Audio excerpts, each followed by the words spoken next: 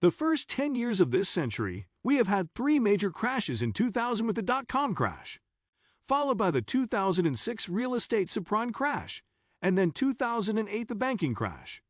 The question is this next? This is the giant crash of 1929, and every time I listen to those guys on CNBC, I call it bubble vision. They keep talking about the giant crash, tell you, when it doesn't even compare to this one coming. So that's why I write and I speak. And I'm very concerned about our futures, our well-being, and the state of the economy. But not long ago, I wrote that the best time to prepare for a crash is before a crash. The biggest crash in world history is coming that got a lot of news. But the big news, the good news, is the best time to get rich is during a crash. The bad news is the crash will be a long one, which is for me good news. Too, there's something about being old that is good what I have.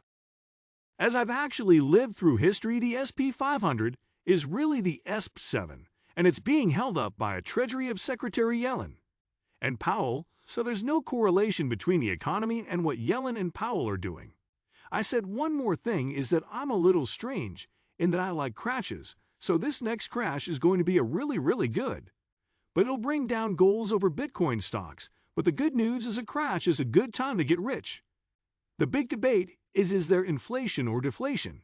And if you look historically, what's happened today is the nominal debt to GDP is a correlation of M2. The volume of money times the velocity of money.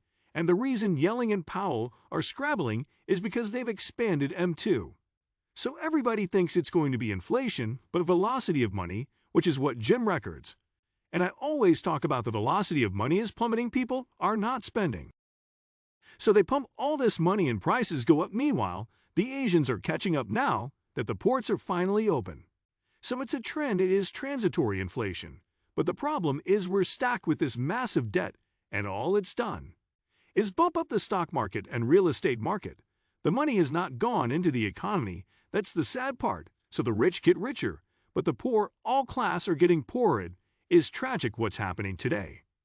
I don't know what it'll exactly be, but you can't keep printing fake money. You know that's M2, and the velocity of money keeps dropping, but the debt keeps going up. So you and I don't have to go to Harvard to understand. That's not good because it's going to be the biggest crash in world history. We have never had this much debt pumped up. Debt is the biggest problem of all, but that's called M2 money supply, and the debt to GDP ratio is out of sight. So when it comes down, which it brings everything down with it, and I want to give people the big picture, the reason. I don't care for Yellen or Powell, because they're both Marxists, and when I say that I get nailed, I will read you a quote from Lenin. Okay, this is Vladimir. This is the establishment of a central bank. This is a direct quote. It's 90 of a communizing of a nation. That's Yellen and Powell, and the other statement from London. It is, and this is a manifesto. Here, the best way to destroy the capitalist system is to watch the currency. That says desperate people doing desperate things. As you and I know this, the stock market, like I said, it's not the SP 500, it's the SP 7. And the separation between the stock market and the economy has never been worse. I'm just disturbed because the money is staying only in the investor market every time. The FD does something, the Treasury does something, only guys like me to get richer, but the money is not going into the real economy. They're not investing. They haven't invested for years. They plant in equipment. So we have massive unemployment and underemployment, and that's why I called Lemon. The establishment of a central bank is 90 of communism, and the best way to destroy a capitalist system is to buy the currency. That was in 1971 that actually took the dollar off the gold standards in this book here. I kind of woke up in 1972 as a Marine pilot flying in Vietnam, and I went behind enemy alliance in Vietnam looking for goals because it was illegal in 1972 for Americans to own gold. When markets crash, it's the best time to get rich. So I'm getting very excited about a crash coming because the better stocks will come available. Unfortunately, Michelle, there will be massive social unrest. That's what I'm more concerned about because we have not reinvested. We've been fed. And the Treasury have only invested in the investor class. They haven't invested in the working class. And the working class is without jobs, without pay, without this. They're 401. They're going to get toasted. And that's why I'm more saying I don't like what's happening. I've tuned into YouTube and all the financial markets 24/7. And that's about one of the best things about technology. This COVID thing really pushed up technology, and I love YouTube. I listen to some of the most smart guys on planet Earth. And I'll listen to Lacey Hunt, and he's talking about deflation, then I listen to Records, and he talks about deflation and yelling at Powell, who worked for the Fed and for the Treasury. They both worked for the FAID, which again is a communist organization, don't say. So at here time to wake up is what I'm saying. Most parents say the kids go to school and save money and work hard, but in 1970, when I graduated from school, $1 million at 15 interest earned me $150,000 a year. Now you could live in $150,000 a year back then. Another thing that's happening. When people's incomes go down, they become dependent. Now the U.S. government tells us that poverty has been beaten in America. Well, maybe poverty has been beaten, but what has increased is the entitlement mentality, the attitude that the government and other people should take care of me. So anyway, the reason inflation is going to wipe out people is because the average person is a consumer.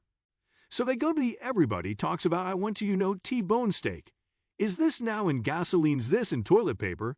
Is that and all this? But that's because Biden and company and the Fed are protecting the bankers. That's why. I feel for the working class people.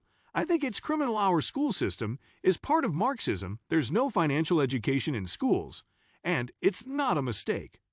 So I've been saying this since I don't know. My first book was Beyond Rich and Happy. Don't go to school. This was long before Richard, but today we can see what's happened, and people are still saying, oh, it's because the container ships aren't being discharged with Long Beach Harbor and all that. And now in a school, I can drive those ships.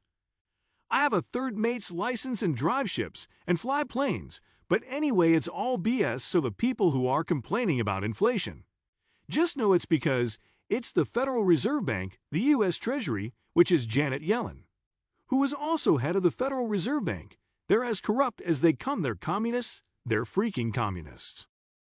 And we worship them. This is what Sadly Hefid should have let those guys fail, but they kept them afloat every time. They made money. It created more debt. It just created more effect money. And America got poorer.